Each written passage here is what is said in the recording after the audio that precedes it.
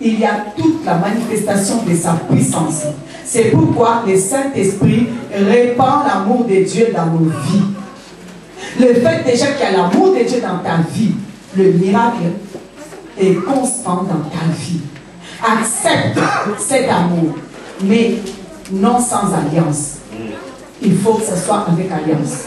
Et ta part à toi dans l'alliance, c'est de porter. De porter. Non seulement tu amènes la présence, mais tu gardes l'alliance comme Dieu a dit. Alors, Exode chapitre 2. Lisons d'abord 1 Jean 4, 7 à 8, s'il vous plaît. 1 Jean 4, 7 à 8. Et prenez directement Exode 2, 10 à 17. On s'élève, s'il vous plaît.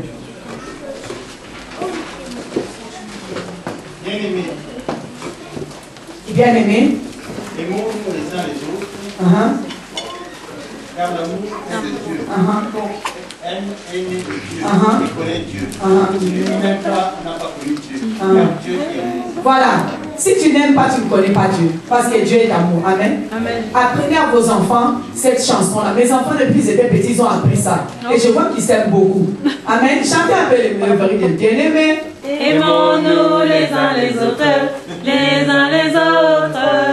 L'amour est de Dieu, et celui qui aime est de Dieu, et connaît Dieu, et qui n'aime pas, ne connaît pas que Dieu est amour, Dieu est amour. Bien-aimés, aimons-nous les uns les autres. 1 Jean 4, 7 et 8. Amen. Apprenez ça à vos enfants. Je vous assure, ils ne vont jamais se diviser.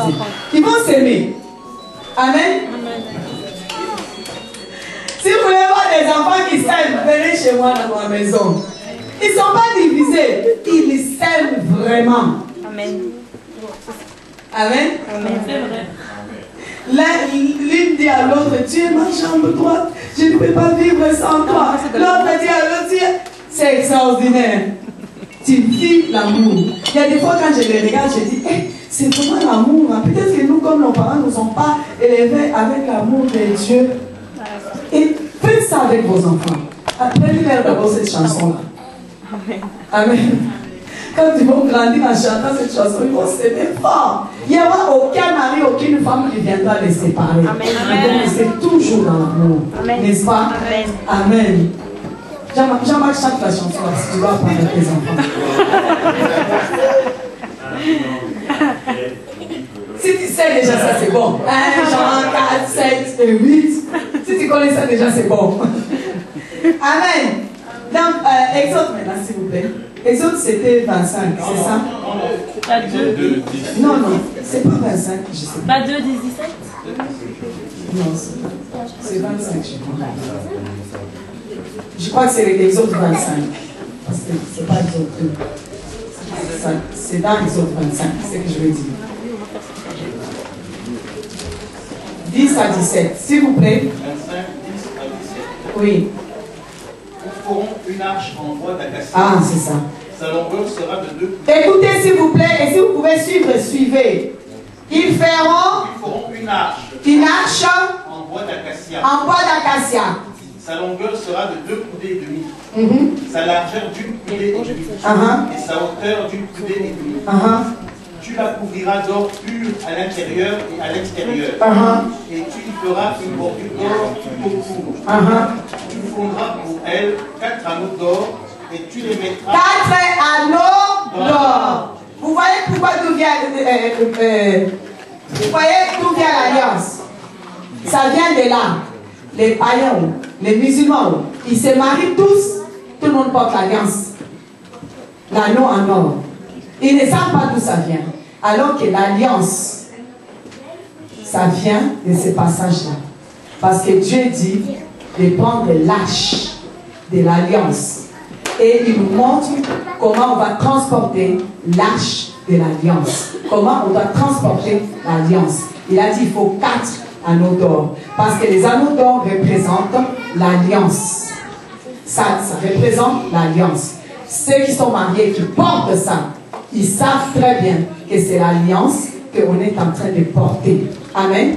Alors, il en faut 4. 4 anneaux d'or. Oui, continue. Et tu les mettras à ces 4 points. 4 quoi, oui. 2 anneaux d'un côté oui. et 2 anneaux de l'autre côté. Oui. Tu feras des barres en bois d'acacia. Donc ça veut dire qu'il y a l'anneau. Là où vous voyez Jean-Marc, il y a un anneau. Là où moi je suis, il y a l'autre anneau. Là, il y a l'autre anneau. Ici, il y a l'autre anneau. Et tu prends 2 bâtons d'acacia. Tu fais passer là. Tu fais passer ici. Amen. Et il y a 4 personnes qui doivent porter les bâtons. Vous comprenez? Vous voyez l'image? Et sur ces bâtons, les 2 bâtons, il y a le coffre de l'alliance qui représente la présence de Dieu. Alors vous devez amener ça partout. Amen. Et dans la présence de Dieu, dans ces tâches de l'alliance, il y a des choses qui sont dedans. En haut, il y a les séraphins, donc les anges. Et à l'intérieur, il y a aussi des choses. On continue. Tu feras des barres en bois d'acacia que tu les couvriras d'or. Tu introduiras des barres dans les anneaux sur les côtés de l'arche pour qu'elles servent à porter l'arche. Pour que ça serve à porter l'arche. Les barres resteront dans les anneaux. Donc je ne peux pas porter la présence de Dieu sans anneaux et sans les 2 bâtons. Si je n'ai pas les 4 anneaux, imaginez-vous que si on enlève l'autre anneau, l'arche va tomber. Et quand avec Uza, l'arche est tombée, qu'est-ce qui s'est passé? Uza est mort. Donc si j'enlève un anneau, je risque de mourir. N'est-ce pas? Je ne peux pas non plus aller quelque part sans prendre la présence de Dieu.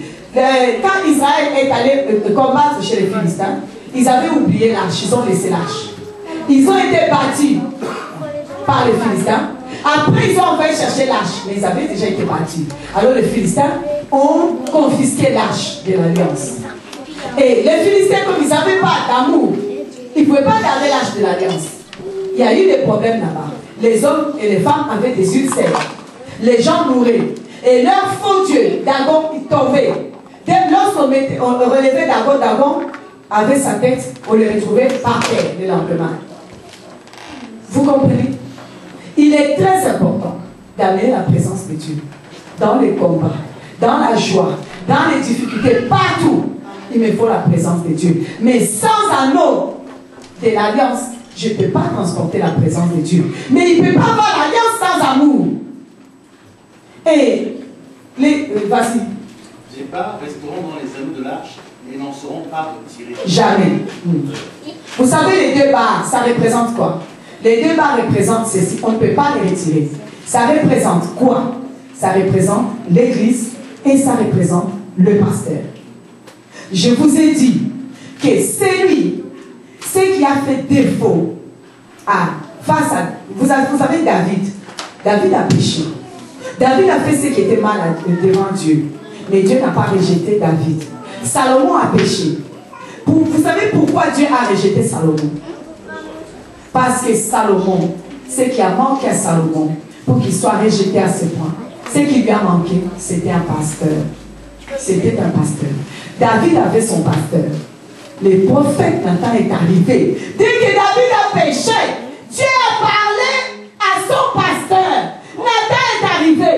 David, qu'est-ce que tu as fait? C'est pour cela que la Bible dit, si tu veux prospérer dans cette vie-là, laisse-moi te dire, si tu veux prospérer, il faut que tu aies un pasteur. Si tu n'as pas un pasteur, tu ne vas pas prospérer. Tu ne prospéreras jamais. Ou bien, tu auras de l'argent, tu seras riche. Mais tu auras des bons. Vous savez, il y a une grande maison à Émile. Les 2 parents sont des juristes. Ils sont même passés à dîner presque parfait. Le fils est dans la classe de Daniel. Une des dernières fois, j'étais allée chercher l'enfant. La maman racontait à une de ses copines. Elle racontait ceci, elle racontait que son bébé de 2 ans et demi, on lui a trouvé les cancers des os. Et pourtant, ils sont riches. Tu ne peux pas prospérer à tout. La Bible dit que, bien aimé, je souhaite que tu prospères à tous égards, comme prospère l'état de ton âme. Amen.